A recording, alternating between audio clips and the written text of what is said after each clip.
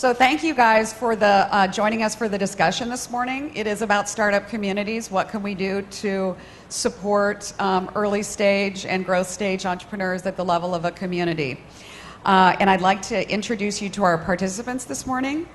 Oscar Medsavant, I believe everybody in Brazil knows, as I understand. Oscar is a UNESCO ambassador of sustainability and peace culture. He's the founder and president of the E-Institute, and he is the creator and creative director of Asclen. So thank you, Oscar, for joining us, and I know the people in Rio are all really happy that you're here. Next, we have the bravest guy I know that's on this panel, and his name is Alex Commissaro. And Alex, and I make it sound like you're Italian, I don't know why.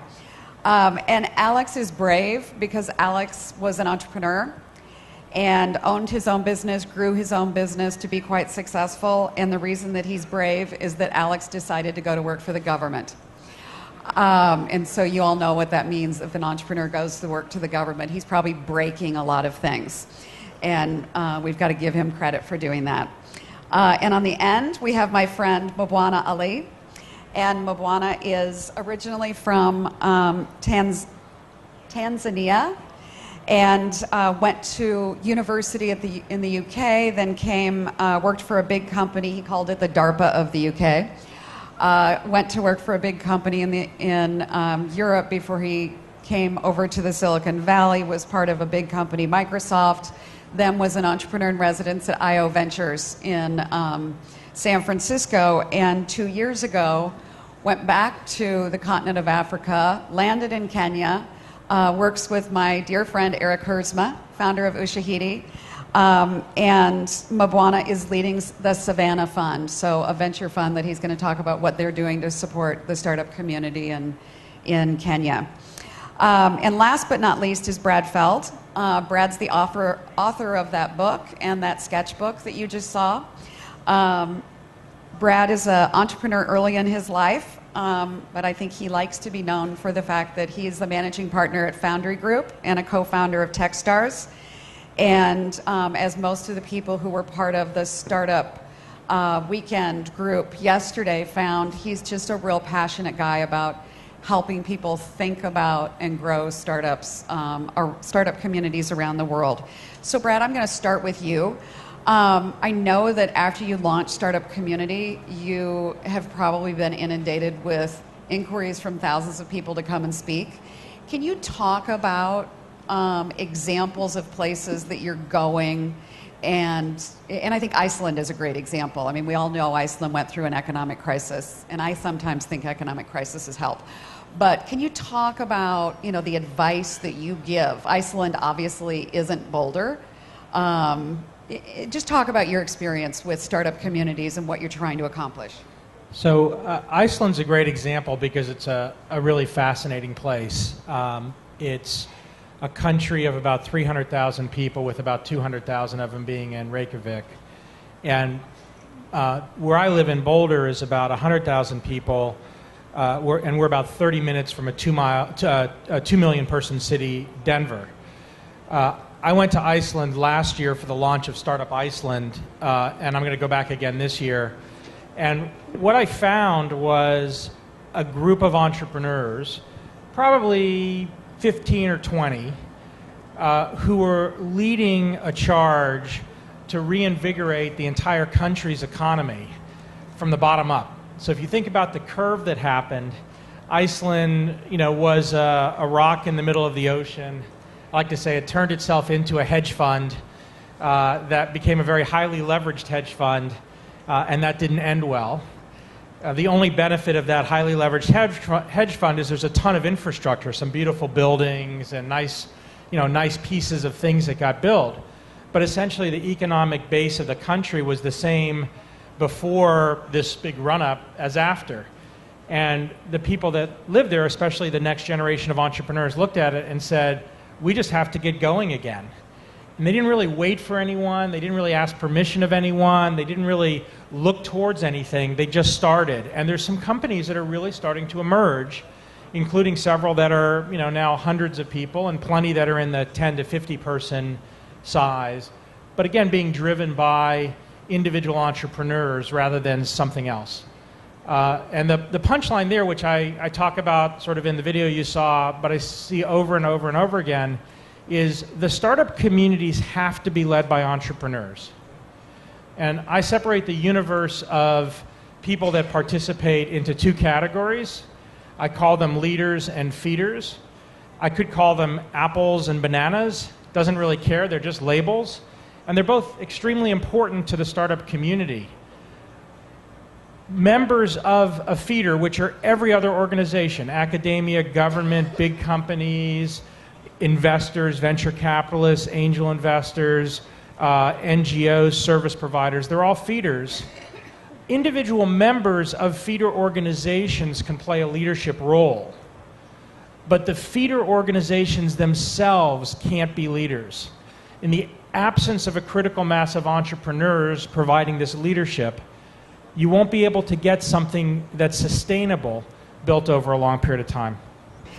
So Mbwana, I'm going to jump around just so I can drive the cameraman crazy.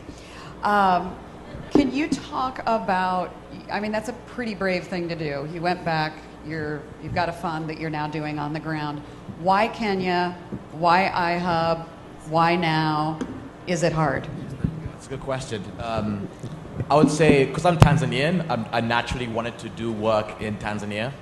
In fact, my dad told me, if you ever come back with a real plan.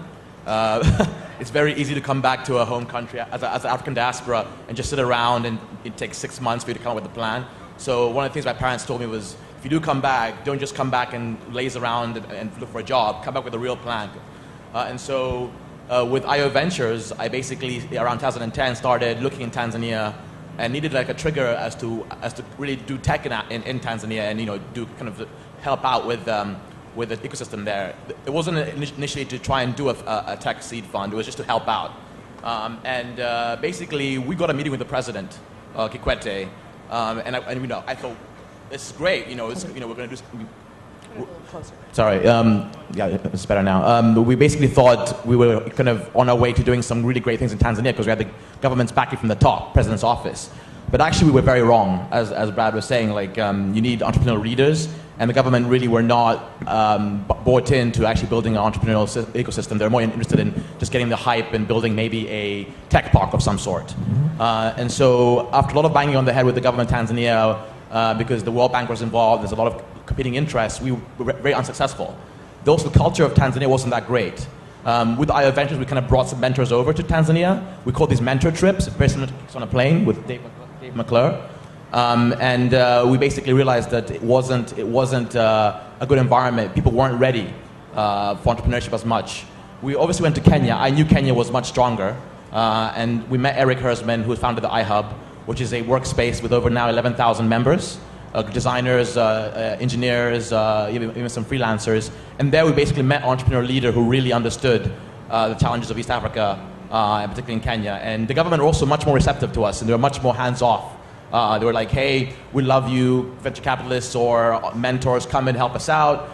It was only when I went to a contest called Pivot East in Kenya in 2010, the first one was 2011, I think, where I noticed a seed fund gap, where all the people who were judging the competition, the pitch contest, were private equity, late-stage investors or impact investors who didn't understand technology, nor did they understand early stage. And so I told Eric, you have a problem here. You have all these great ideas, but no one to invest, no one who really understands it. And so Eric turned to me and said, well, will you do the fund? And I was like, okay, sure. And so that began the journey from around 2011 to build the fund.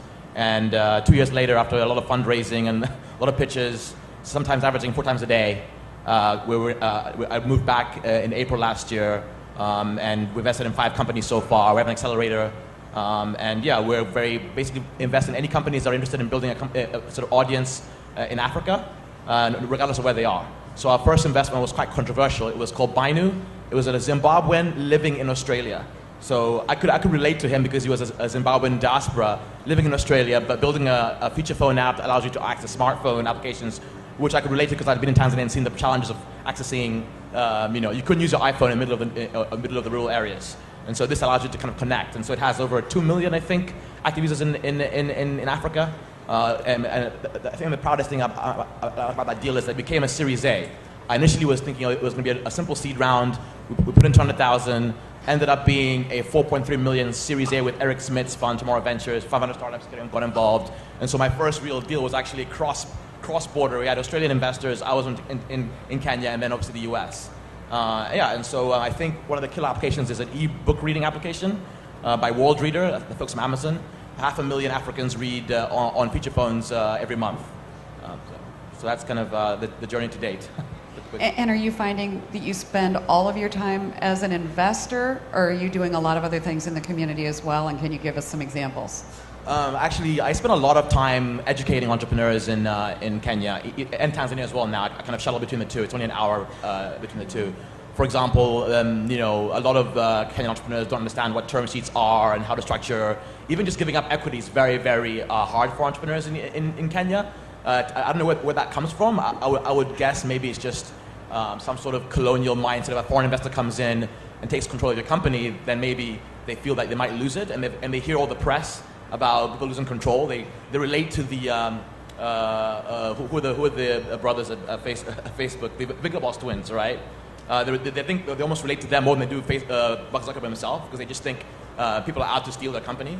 But when you kind of explain, having a value-added partner can do to your business, especially someone who understands technology, or they come around a bit. So I've also started doing these talks every month or so. I call it XYZ for the African startup, and I put that on SlideShare. Basically, I pick a topic and I just go through it. So I did valuation for the Africa startup.